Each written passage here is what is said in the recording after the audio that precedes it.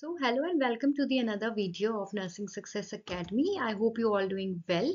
Today I'll be talking about malnutrition in detail. So I'll be dealing with each and every aspect of the malnutrition from where you can expect to get questions, basically multiple choice questions in NORCET or any of the upcoming nursing exam. So without any further ado, let's begin.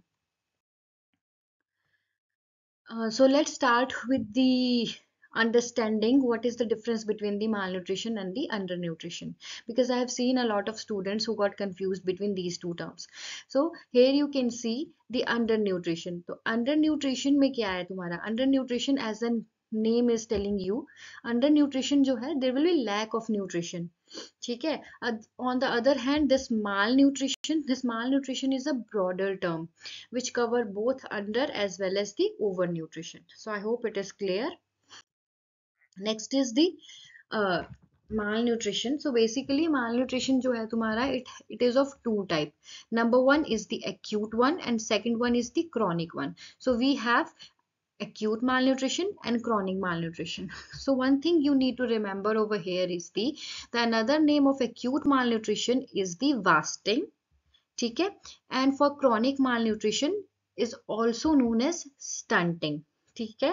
तो how you can remember is, यहाँ पे देखो wasting में you are getting A. ठीक है, ए आ रहा है तुम्हारा, तो और स्टंटिंग में कोई ए नहीं आ रहा. तो from this you can remember कि wasting is known as acute malnutrition and stunting is known as chronic malnutrition. And the second thing you need to know over here is which WHO growth chart we use to assess this acute and chronic malnutrition. So here you can see in acute malnutrition we'll use weight for height, क्योंकि basically wasting क्या है, wasting में क्या होगा, wait कम होगा. तो wait for height के हिसाब से वेट विल बी लेसर, तो the patient will be known as acute malnourished, whereas in chronic malnutrition which is also known as stunting. तो इसके लिए कौन सा तुम्हारा WHO ग्रोथ चार्ट यूज होगा? Height for age. अब इसको कैसे याद रखोगे? स्टंटिंग तुम्हें पता होगा स्टंटिंग क्या है, कि हाइट हम बोलते हैं, अगर if we talk in normal layman language तो विल से कि स्टंटिंग इज बेसिकली कि हाइट छोटी रहेगी. तो हम कैसे बोलेंगे किसी को किसकी हाइट छोटी रहेगी? तो we'll compare that height with age, we'll say कि इतनी उम्र के इंसान की इतनी हाइट होनी चाहिए थी बट इसकी तो हाइट नहीं है इतनी. तो उससे यू कैन रिमेंबर कि we will use height for age chart to assess if the patient is having chronic malnutrition or not. ठीक है. तो acute malnutrition is known as fasting, chronic is known as stunting. For acute we will use weight for height, for chronic malnutrition we will use height for age. But there can be some situations where you can see both fasting and stunting. For that we will use weight for age chart. So next you can get the question on the classification. What is the WHO classification for the severe acute malnutrition? So basically we'll look for the three parameters. The first one is the weight for height. हमें पता है acute malnutrition देखने के लिए weight for height. तो if severe हो चाहे moderate हो चाहे mild हो, we will use weight for height chart. तो weight for height will be less than -3 standard deviation. If we talk about the mid-arm circumference, it will be less than 11.5 centimeter or 115 millimeter, और there will be presence of the bilateral pitting edema. अगर ये तीनों चीजें किसी भी patient में है तो you can categorize or call that patient is of severe acute malnutrition. Sometimes they can also ask you about the severe chronic malnutrition, ki how you can say that this patient is having severe chronic malnutrition. So again, we know that for chronic malnutrition, which is also known as stunting, we use WHO height for age chart. So height for age again will be less than -3 standard deviation from the median of the WHO growth standards. So that will be considered as the severe chronic malnutrition kid. Next are the methods which we use to identify the malnutrition. So first of all, when we talk about assessing the malnutrition, the first thing which should come to your mind is the mid-arm circumference, right? Mid-arm circumference आना चाहिए तुम्हारे उसमें. फिर उसके अलावा जो important question है जो तुम्हें आ सकता है कि मिड आर्म सर्कमफ्रेंस तुम चेक कैसे करोगे, तो we will use Shakir tape. So what I have seen in the previous exams, they have given the image based question of Shakir tape, and you have to identify that. Here you can see in the image, ये है तुम्हारा Shakir tape. तो Shakir tape consist of basically 3 zones. तो जैसे कि तुम्हारे traffic lights होती है, तो it is resembling that you have red, yellow and green zone. So if the mid arm circumference is coming in the green zone, तो you will call it as a normally or properly nourished child. If it is coming in the yellow zone, you will call it a moderately malnourished, and if it is coming in the red zone, you will call it as acute malnourished child. So this is how the Shakir tape will work. The another questions which you can get from the mid-arm circumference. अब mid-arm circumference की बात कर ही रहे हैं तो उन questions को भी cover कर लेते हैं। जैसे कि they can ask you what will be the mid-arm circumference at birth. तो your answer should be 9 to 11 centimeter. At 1 year it is 12 to 16 centimeter, and at the age of 1 to 5 year it is 16 to 17 centimeter. Usually it gets stabilized at this age. Next is the Kanawati and McLaren index. तो पहला malnutrition check करने का तुम्हारा था mid arm circumference के थ्रू, but we also have another thing which is Kanawati and McLaren index. तो इसको कैलकुलेट करने के लिए first of all you will assess the mid arm circumference, and then you will divide it by the head circumference which you will calculate in centimetre. So mid arm circumference divided by head circumference जो होगा तुम्हारा, that is the this mid arm circumference and head circumference जो होगा divide करके तुम्हारा value आ जाएगा कुनावती and McLaren index का। सो इसमें भी तुम बता सकते हो माइल्ड, मॉडरेट, सीवियर मालन्यूट्रिशन। ठीक है, तो how you can remember is if the value is less than 0.25, if the value is less than 0.25 you will call it severely malnourished. If the value is lying between 0.25 to 0.28 then it is moderate. If it is 0.28 to 0.31 it is mild, or if the value is more than 0.31 it is normal. तो usually जो normal value आती है तुम्हारी that falls between 0.32 to 0.33. So that is how you can assess malnutrition by using this index. Another question which you can get, we usually get, is the what is the age independent index to diagnose malnutrition. तो तुम्हारा answer होना चाहिए कूनावती index. ठीक है, क्योंकि कूनावती here you can see there is no role of age. Age का कोई use नहीं है, तो of course it is age independent index, right? So these are the question which you can get from the method part. Next is the severe acute malnutrition triad. They can ask you the triad. So remember 3 things. The first one is the hypoglycemia. You'll call it hypoglycemia if the blood glucose level is less than 54 mg per deciliter. And another thing which will be present is hypothermia. Hypothermia if the axillary temperature is less than 35 degrees Celsius and the rectal temperature is less than 35.5 degrees Celsius. And the third thing which will be present is the infection. So the triad consists of 3 things: hypoglycemia, hypothermia and infection. So next is the very important thing which is the marasmus and kwashiorkor. If we're talking about malnutrition, so of course we cannot skip these 2 conditions, and let me tell you it is a part of the protein energy malnutrition. And I have made a detailed video which you can see in my short part in which I have talked about both marasmus and kwashiorkor. आप यहाँ पे भी pause करके देख सकते हैं, आप उस वीडियो को जाके भी देख सकते हैं to have a detailed view. ठीक है, तो what I have seen among the students, they got confused between 2 terms. पहली तो तुम्हारी आ गई SAM. ठीक है, SAM, और दूसरा होता है तुम्हारा यही प्रोटीन एनर्जी मालन्यूट्रिशन, राइट? ठीक है, तो protein energy malnutrition, marasmus and kwashiorkor is a type of protein energy malnutrition.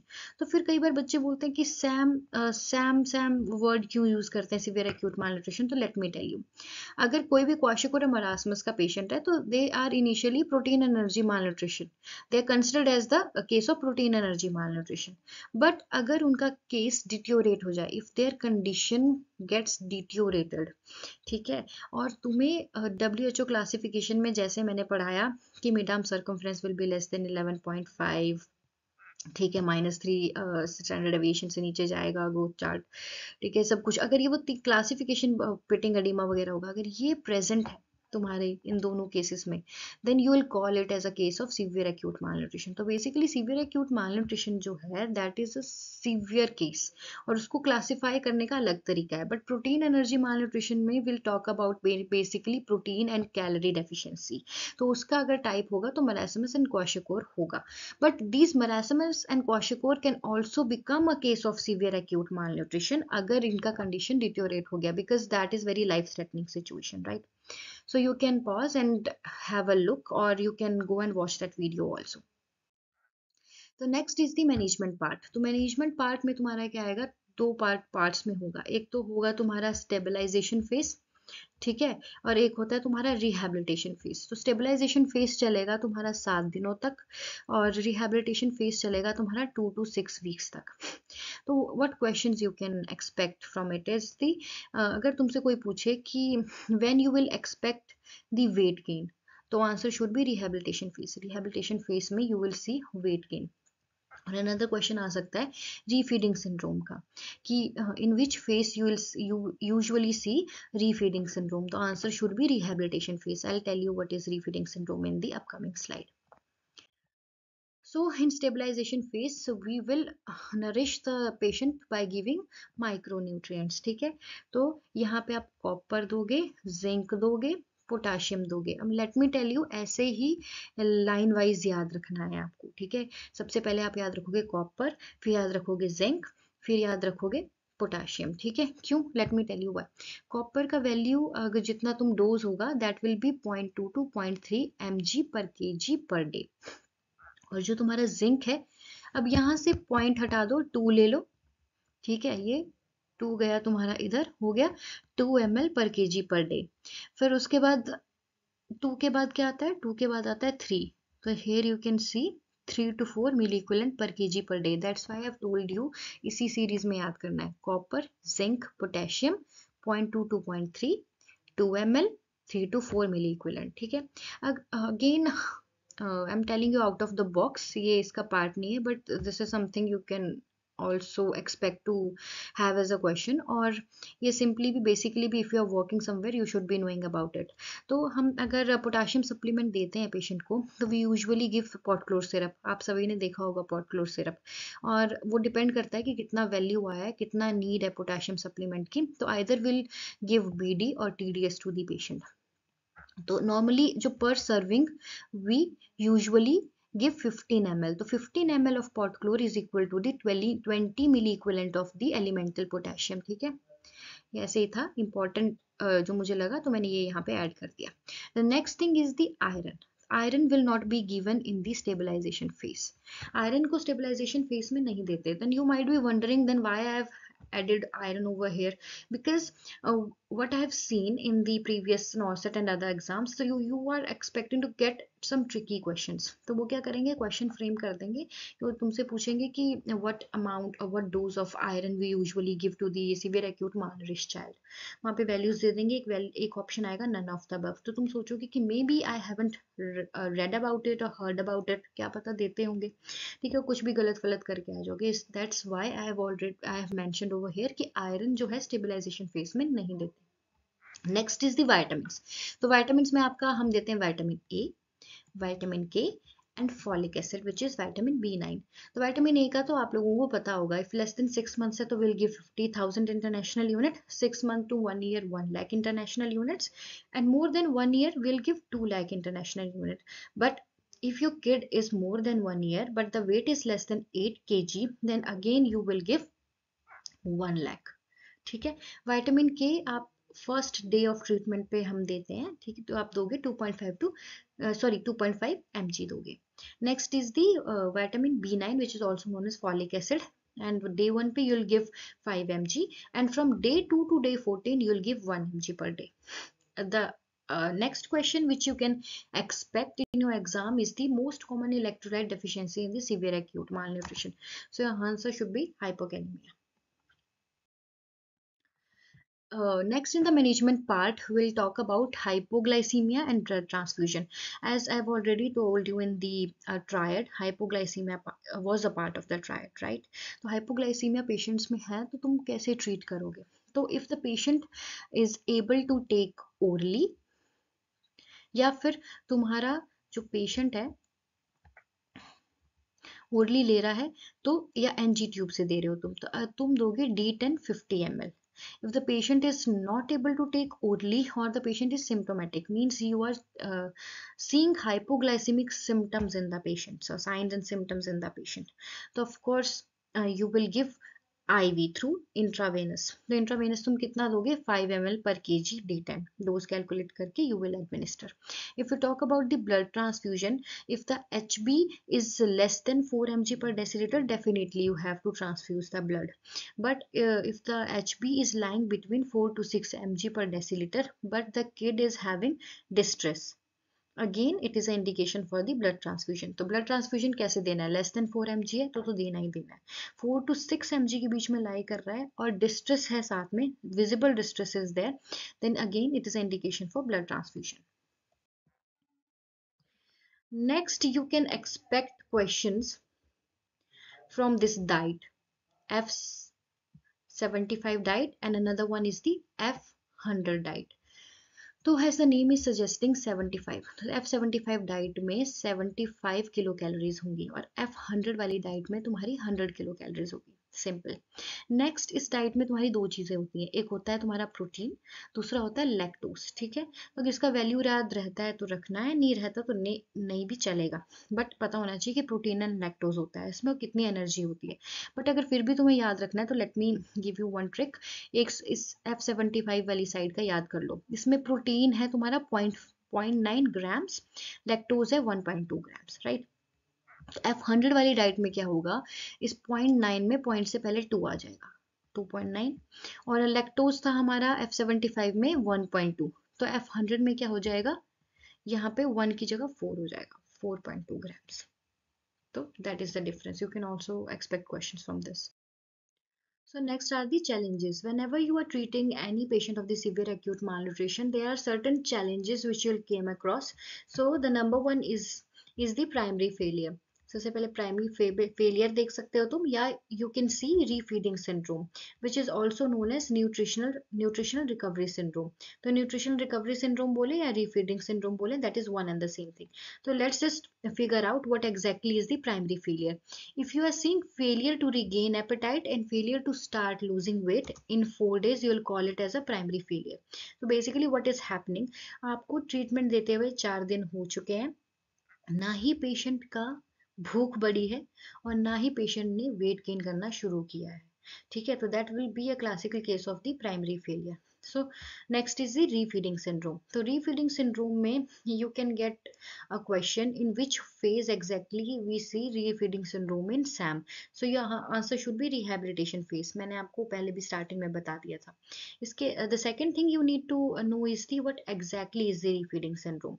So basically if we start giving nourishment to the patient of SAM, तो जैसे आप ग्लूकोज देते हैं, आप माइक्रो न्यूट्रिएंट्स देते हैं, तो व्हाट स्टार्ट हैपनिंग, जो इलेक्ट्रोलाइट इम्बैलेंस है वो होना शुरू हो जाता है उनकी बॉडी में. तो let me explain you very simple way, like you start giving glucose to the patient. ठीक है, तो जैसे ही ग्लूकोज तुमने पेशेंट को दिया तो उसके साथ साथ उसका इंसुलिन लेवल भी बढ़ेगा. The insulin level will in the blood will also rise, क्योंकि इंसुलिन का काम क्या है, इंसुलिन का काम है ग्लूकोज को सेल के अंदर लेके जाना, right. But insulin will also lead to the sodium potassium pump stimulation. So sodium potassium pump stimulate होगा तो उसकी वजह से जो तुम्हारा पोटेशियम है that will also go into the cell, तो उसको भी सेल के अंदर लेके चला जाएगा. प्लस प्लस जो तुम्हारा फॉस्फेट है, जो यहाँ पे हाइपोफॉस्फेटेमिया लिखा है मैंने, जो तुम्हारा फॉस्फेट है उसको भी सेल के अंदर लेके जाएगा. कैसे, जैसे ग्लूकोज को लेके जा रहा है उसके साथ साथ में they will be reuptake or you can say uptake of the phosphate within the cell to follow the cellular activities like ATP generation and all that stuff. तो और मैग्नीशियम के साथ भी ऐसा ही होगा. ठीक है, तो basically what is happening, the insulin will lead to the cellular uptake of the your potassium, your phosphate and your magnesium. So इसकी वजह से you will see the things like hypokalemia, hypophosphatemia and hypomagnesemia in the patient. ये 3 चीजें आपको देखने को मिलेंगी patient में. अगर ये तीनों के तीनों हैं तो you can say it is a case of the refeeding syndrome, और you can say it is a refeeding syndrome triad. तो रीफीडिंग सिंड्रोम के पेशेंट में ये तीन चीजें देखने को मिलती हैं। तो दीज आर द कॉम्प्लिकेशंस, और we can say the challenges which we usually see when we are treating a patient of the severe acute malnutrition, और इसमें से you can expect a question. Next are your antibiotics. ठीक है, तो मैंने triad में explain किया था कि infection can also be there, तो we have to treat that infection of course. so you will see that we'll give empiric antibiotic therapy to such patients। तो अब किसी को पता है तो बहुत बढ़िया है, अगर नहीं पता तो let me break it down for you. Empiric antibiotic therapy क्या होता है, नॉर्मली बताती हूँ सिंपल टर्म्स में। Like you haven't seen the laboratory values, you don't know what kind of pathogen or bacteria which is affecting that particular person, but you have started the antibiotic therapy। मतलब आपको नहीं पता lab results क्या है, आपको नहीं पता कि कौन से पैथोजन ने, कौन से बैक्टीरिया ने अफेक्ट किया है, किसका इन्फेक्शन है, और you have started, but you already started the antibiotic therapy, तो उसको बोलते हैं एम्पेरिक एंटीबायोटिक थेरेपी। तो usually we prefer the broad spectrum antibiotics. इसमें आपको मॉक्सिसिलिन दे सकते हैं पेशेंट को, सेफ्ट्राजोन या सिप्रोफ्लॉक्सासिन चलाते हैं इन पेशेंट्स को, ये भी पता होना चाहिए। Next is the ORS. So you might be wondering what is the use of ORS in the severe acute malnutrition. So let me tell you, if somebody asks you about the complication of the SAM, तो अगर कोई भी complication पूछे तो just remember the triad, जो हमने triad पढ़ा था, जिसमें हमने पढ़ा था तुम्हारा हाइपोग्लाइसीमिया, हाइपोथर्मिया एंड इन्फेक्शन। अगर वो है plus there is a presence of dehydration, तो this is the complication of the SAM. तो अगर डिहाइड्रेशन है तो ऑफ कोर्स ओआरएस तो प्ले में आएगा ही आएगा, ओआरएस तो देना ही है। तो let's just break down all the questions which you can get from the ORS. तो ओआरएस की में तुमसे कंसंट्रेशंस पूछी जाती है, यहाँ पे मैंने ये कंसंट्रेशन लिखी हुई है, कंसंट्रेशन इन मिलीमोल जो है, तो तुमसे कंसंट्रेशंस पूछेंगे। तो how you can remember is, एक ये वाला style, I have a trick that will help you to memorise. अगर ये ट्रिक आप फॉलो करेंगे you will never ever forget. तो ऐसे है कि 75, ठीक है, 75 माइनस 10 इज इक्वल टू 65। ठीक है, तो बस ये याद रख लेना है, ये याद रख लेना है, 75 माइनस 10 इज इक्वल टू 65।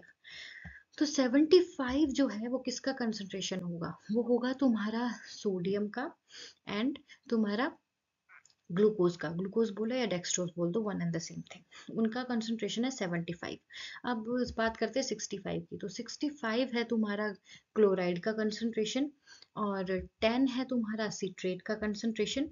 अगर हम 10 को डबल कर दें, ठीक है, डबल ऑफ 10, 10 इंटू 2 तुम्हारे पास क्या आ जाएगा, 20 आ जाएगा। ठीक है, तो 20 जो है वो किसका कंसंट्रेशन हो जाएगा, पोटेशियम का। तो that's how you can remember, 75 for sodium and dextrose और glucose, 65 for chloride, 10 for your citrate and 20 for your potassium. ठीक है, ये तुमसे पूछ सकते हैं। Next question they can ask is the total osmolarity. तो total osmolarity is the 245 and this is the WHO recommended formula, right? But sometimes in the severe acute malnutrition patients we have to give रिजोमल rehydrating solution which is also known as RRS। तो ये RRS क्या है, RRS is a type of the ORS। पहले तो इतना पता होना चाहिए। तो second question you can get कि what is the difference between the ORS and this ReSoMal rehydrating solution. तो इसमें डिफरेंस सिर्फ ऑस्मोलैरिटी का है, पहली बात तो, ठीक है, ऑस्मोलैरिटी डिफरेंट होगी। द सेकंड मेन जो इसमें डिफरेंस है that is of potassium concentration. उसमें मैंने तुम्हें बोला था कि पोटेशियम का कंसंट्रेशन 20 है, बट इसमें जो पोटेशियम का कंसंट्रेशन होगा that will be double of the ORS। ठीक है, तो इसका पोटेशियम का तुम्हारा कंसंट्रेशन आ जाएगा 20 इंटू 2 विच इज 40। तो बस इतना याद रखना है, that is a difference between the both. So that's all for today's video. I hope this video is beneficial for you. So all I want to say is stay connected for more such videos and don't forget to like, share and subscribe. And one thing I can tell you, I can guarantee you, if you have gone through all the slides or all the areas which I have covered, you will be able to answer any multiple choice question which is being asked in your upcoming nursing exam. So stay tuned, stay connected. Until then, bye bye.